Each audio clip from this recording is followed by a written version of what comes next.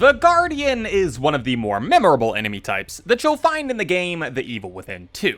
In many ways, the Guardian is the enemy that sets the tone of the game, being the first enemy that we actually encounter outside of Stefano.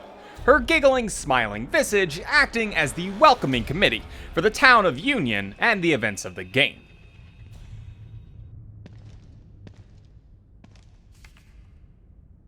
What the hell?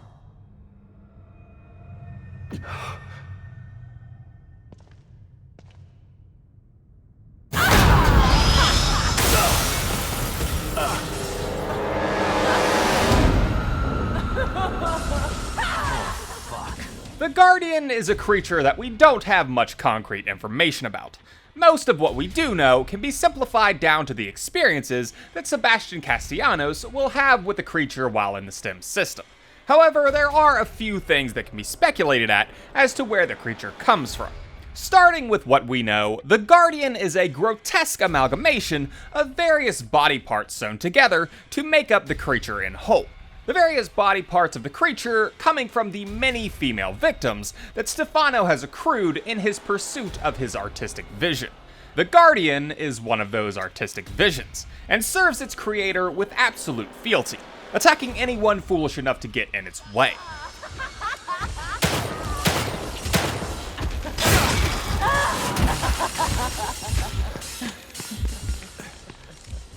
Unfortunately, this is pretty much the sum total of all the concrete information that we have about the Guardian. However, we are given some hints that can help us speculate further information about the creature that could be discerned in different ways depending on how you look at it. The first of these details is another untitled piece of art created by Stefano that can be found in the Union Visitor Center after you've completed one of the side missions of the game. This artwork depicts the heads of 3 women with long flowing black hair, very reminiscent of the Guardian. What the hell is this supposed to be? It's sick. This artwork could be a number of things. Perhaps it's a fledgling Guardian that Stefano is currently working on, or perhaps it's unconnected entirely. But personally, I like to think of this as a mental recreation of something that Stefano could have created in the real world. Something like a memory physically recreated inside of the world of STEM.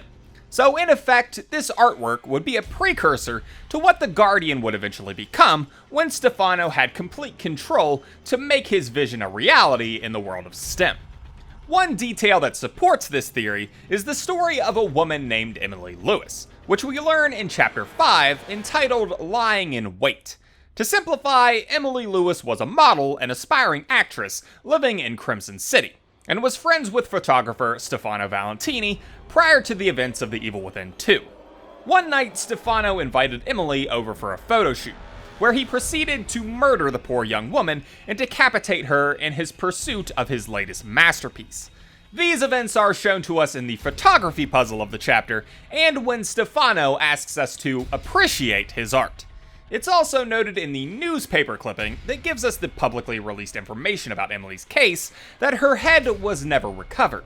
This perhaps suggests that she's one of the encased heads that we can see in the glass at the Union Visitor Center, or rather a mental recreation of it.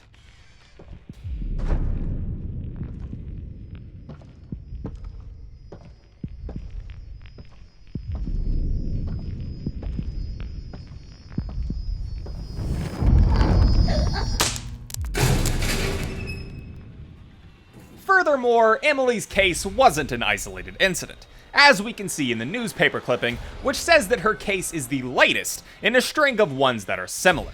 To me, this all suggests that Emily and the other models which Stefano killed in the real world were either the precursor for what would eventually become the Guardian, or that the Guardian is a direct recreation of what Stefano had created in the real world, given physical shape thanks to the powers of the STEM system.